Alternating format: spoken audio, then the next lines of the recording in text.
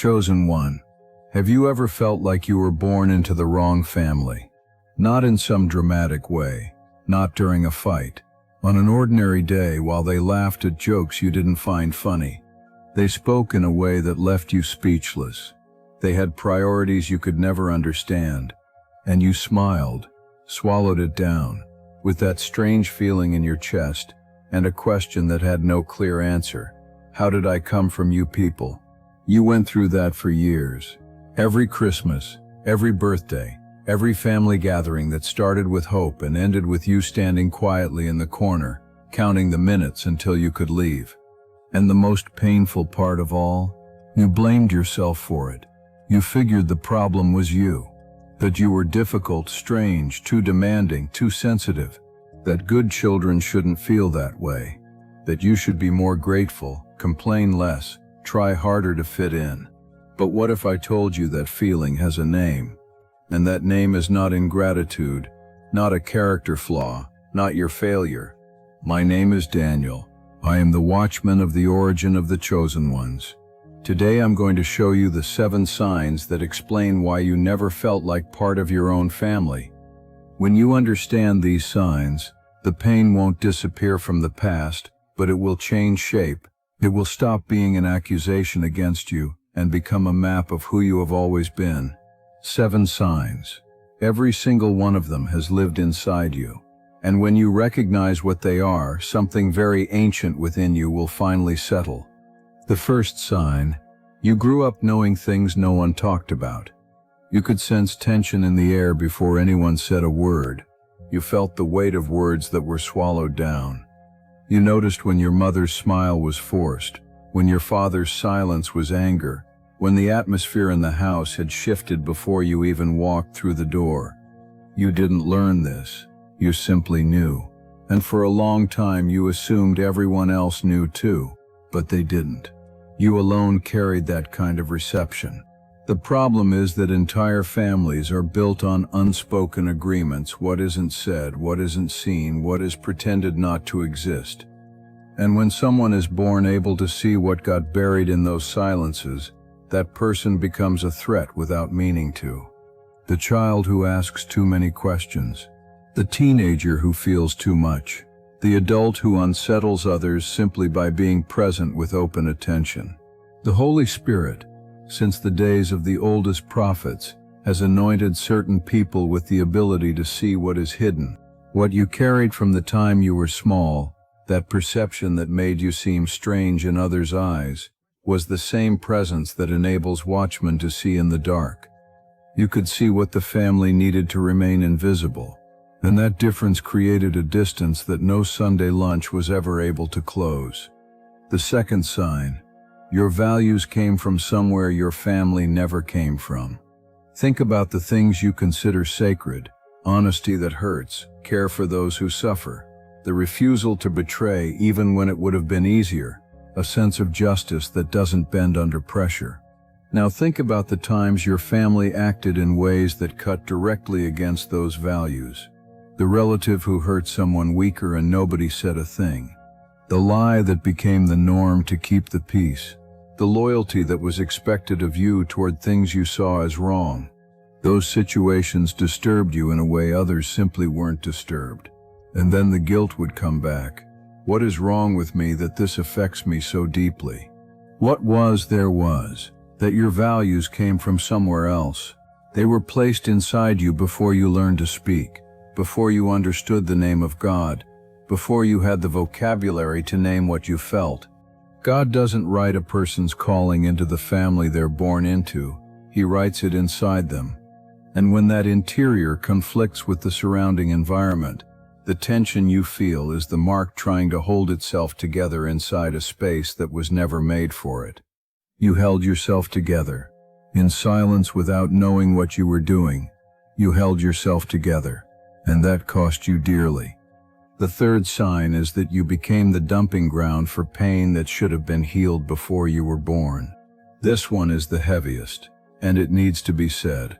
Families carry wounds from generation to generation, traumas that were never healed, anger that was never named, shame that was buried alive and passed on wrapped in silence.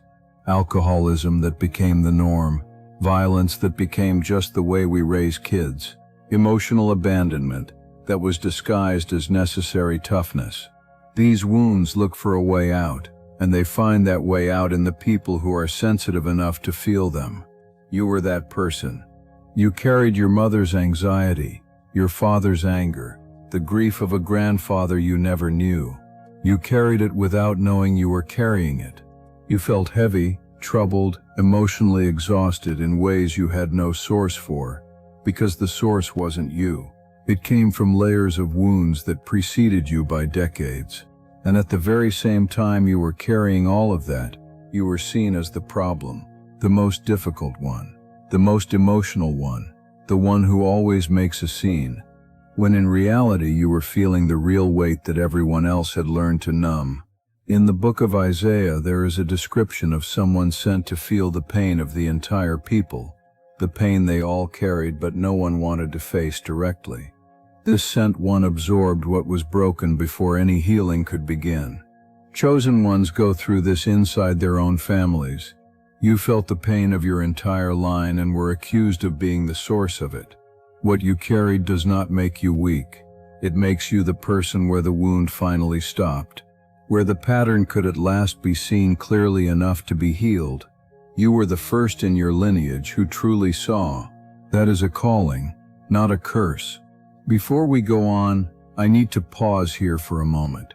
If you've made it this far, you've probably been carrying these signs alone for a long time. You feel that something about you is different, but you've never found answers. That's why I created the Origin Codex, a complete manual to take you from the point where you still wonder if the problem is you, all the way to the point where you know with full clarity who you were marked to be. It reveals the 12 marks that were sealed into you before your birth, one by one.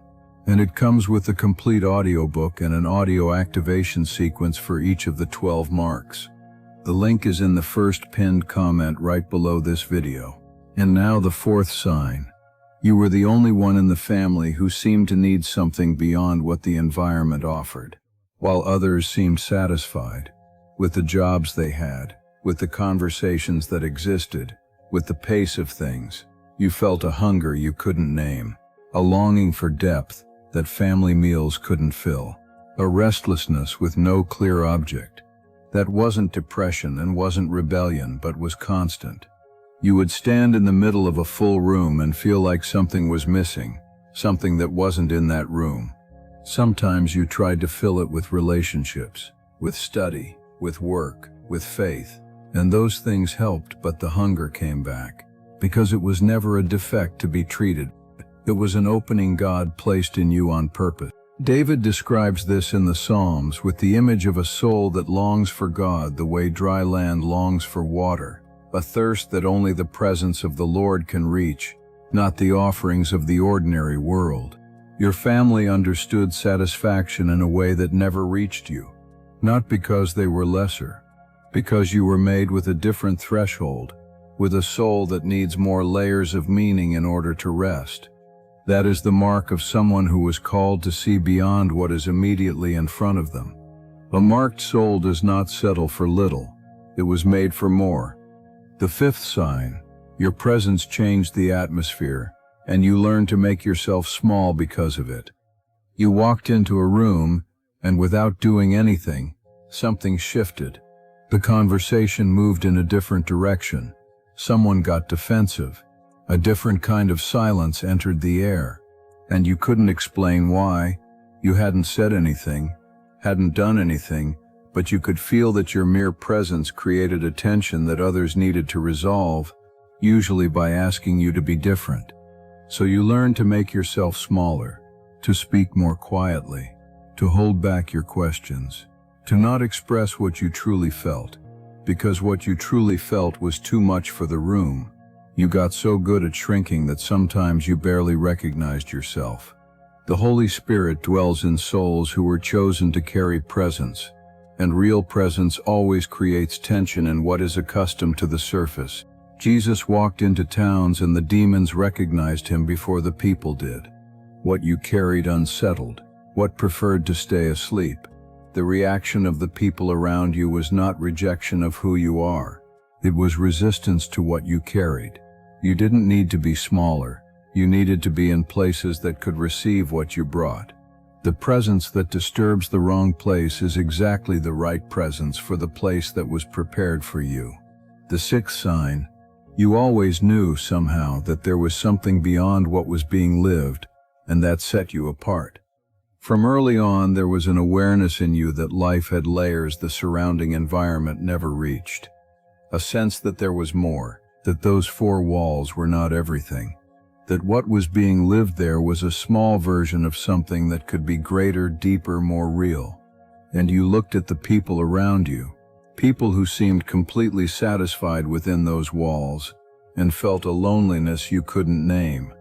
Maybe you tried to talk about it once, twice, and the response was a blank stare, a nervous laugh, a "you think too much."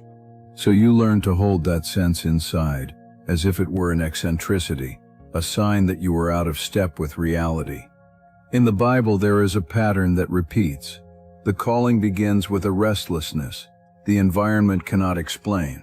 Samuel heard a voice that the priests around him could no longer hear, not because they were less devoted, but because Samuel had been prepared for a different function, and that function required an ear that the daily routine of the temple had dulled in the others.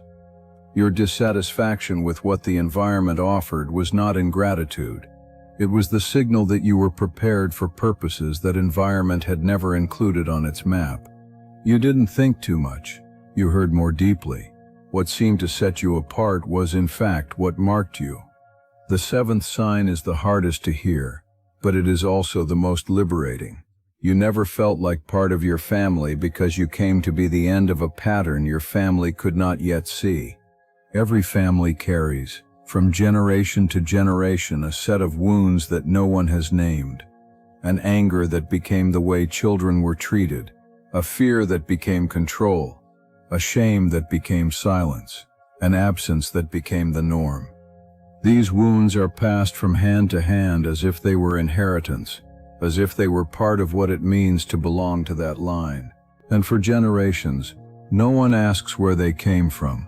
No one questions. No one feels the weight clearly enough to stop and say, "This ends here." You felt the weight of all of it from the time you were a child. You carried wounds that were not yours, felt emotions that came from layers far older than your own life. And while you carried them, you were seen as the problem, the most difficult one, the most emotional, the one who didn't fit. But what was actually happening, without anyone having the vocabulary to name it, was that God had placed inside your family a soul with enough sensitivity to see what needed to stop. You were not born into the wrong family. You were born into the right family, to do what no one before you had been able to do, to see, to name, to stop passing it on. That role has a name in the Bible, even if it was never explained to you that way. Moses grew up inside a structure that oppressed his own people. He didn't fully belong to Egypt, nor completely to Israel, living in a fracture between two worlds. That fracture was what prepared him to see what needed to be broken, and to have the courage to rupture what seemed permanent. The chosen one is rarely born into a family that has already been healed. He is born where the healing has not yet arrived, because the healing will come through him. Your difference within the family was not a birth accident. It was an assignment. You were placed there to be the first one who truly sees, and that is the loneliest and most sacred function there is. Now take a moment to reflect on everything you've heard. You felt emotions that no one around you was able to feel.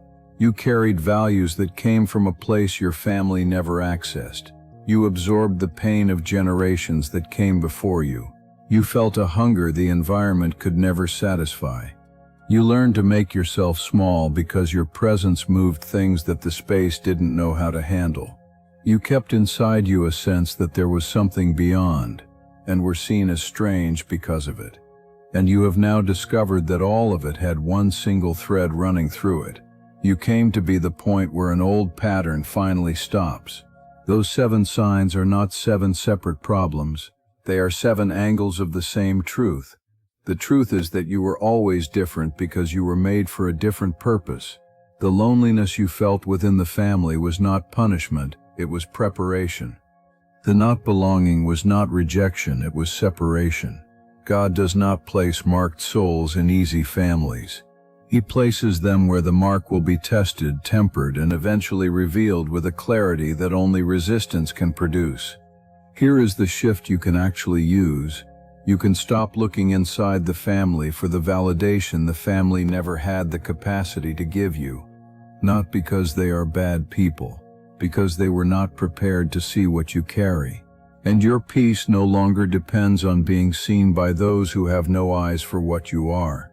You have already been seen, before you were born, and what was written about you before your first cry cannot be erased by any family that didn't know how to receive you. Before you close this video, I need to ask you one thing. Write in the comments which of the 7 signs hit the deepest for you today.